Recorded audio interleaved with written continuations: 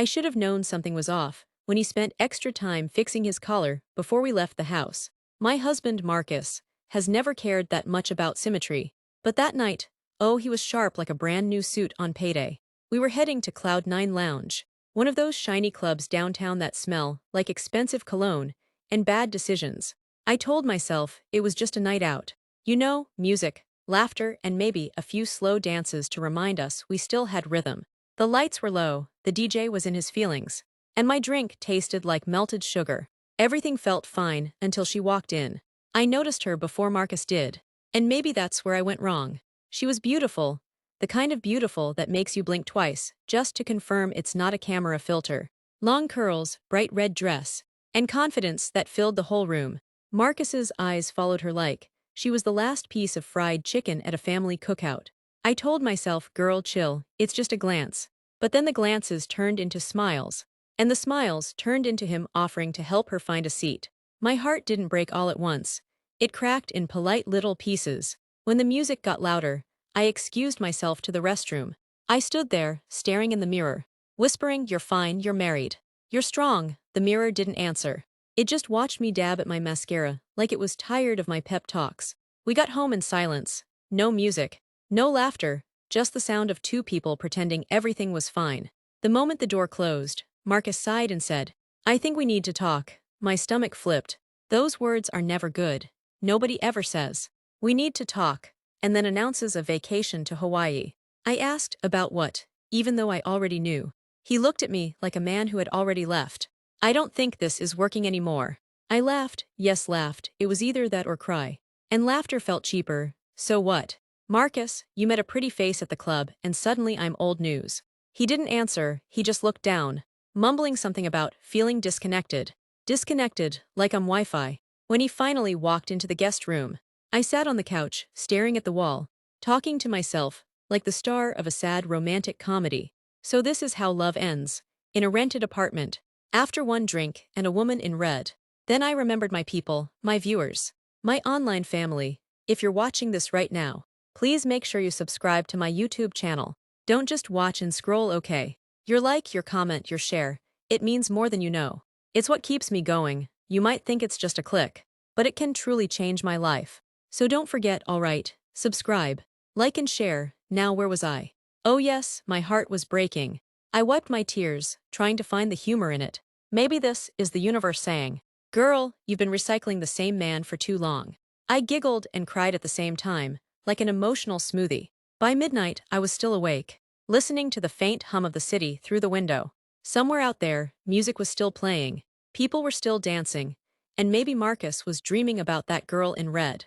But me, I was sitting on the edge of the bed, whispering to myself, if this is the end, let it at least have a good soundtrack. The morning light hit me like an interrogation lamp.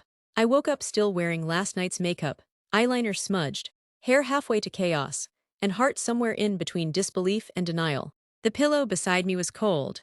Untouched, Marcus hadn't come back to bed. I just sat there for a moment, staring at the ceiling, thinking, so this is single life, feels the same, just quieter. I shuffled to the kitchen, made myself coffee, and laughed at how dramatic I felt. "Girl," I told myself, "you look like one of those women in sad music videos who stare out the window while it rains." Except it wasn't raining. It was just me and the sound of my coffee machine wheezing like it shared my pain. I tried to convince myself it was all a dream. Maybe I'd wake up and find Marcus making breakfast like he used to, burning the toast, humming off-key, pretending he could cook. But the guest room door was closed. Silent, reality confirmed its attendance. My phone buzzed. I jumped like it was the second coming. I snatched it up, only to see a message from the bank. "Not Marcus," figures, I muttered. Even my financial institution checks on me more than my husband. I started talking to myself again, like I was my own therapist. "All right. So he said it's over. Maybe it's a midlife crisis. Maybe he's confused. Maybe he just saw a shiny new toy and forgot the old one has better batteries." I giggled, sipping my coffee like a philosopher who knew too much about heartbreak. Then I opened my camera app. Sometimes, when things hurt too much, I talk to my viewers. It feels like therapy that actually listens. I looked into the lens and said, "Hey guys, so funny story. My husband might have just quit our marriage like it was a part-time job. But don't worry, I'm fine, I think." I forced a smile, then laughed for real. The irony was too good. You ever love someone so much you forget how to breathe, then they leave. And suddenly breathing is all you can do because you're sobbing nonstop. I paused. Yeah, that's me today. After I ended the recording, I walked around the apartment, trying to distract myself, but every corner had a memory. The couch where we used to binge-watch movies. The little dent in the wall from when we tried to hang a painting together. The kitchen counter where he once danced like a fool to make me laugh. I picked up my phone again, scrolled through our pictures, and sighed. Look at us, I whispered. Two happy people who had no idea Heartbreak was already filling out a guest card. Then something caught my eye. A text I'd missed from last week. It was from Marcus, short and strange. We'll talk after Friday.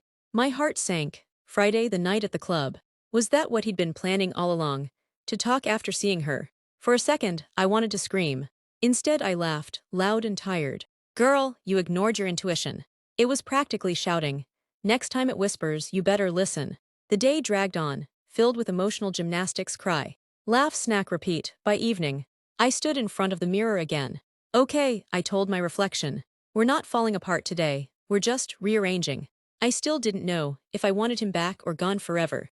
Maybe tomorrow would tell, but for now, I turned on some music, grabbed a blanket, and decided to give my heart a night off. As I curled up on the couch, I whispered to myself, if love wants to leave, let it leave politely. I'll still find my way back to me. By the time Saturday rolled around, I had cried enough tears to water a small garden. I woke up stretched and decided, enough, no more mourning a man who probably couldn't even find matching socks without me. Today was about me, my peace, my joy, my comeback. I pulled open my closet, stared at my clothes like I was choosing armor for battle.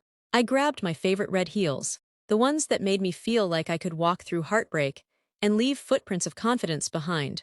All right, girl, I said to myself in the mirror. If he can see pretty girls at the club, then you can become one, just for yourself. I played some music, loud enough to chase away the silence. As I curled my hair, I started laughing again. Imagine crying over a man who couldn't even load the dishwasher correctly. I said out loud, not me, not anymore. I put on a soft pink lipstick, looked at my reflection, and smiled. See that woman? She survived a storm she didn't even see coming. Before heading out, I turned on my camera. Hey guys, I began, my tone calm but bright. If you've been following this little Heartbreak series, thank you, I mean it. Every like, every comment, every word from you, it's been like a hug from across the internet. If you haven't yet, please subscribe. Like and share. It may seem small, but trust me, it can truly change my life. And today, I want to share one lesson.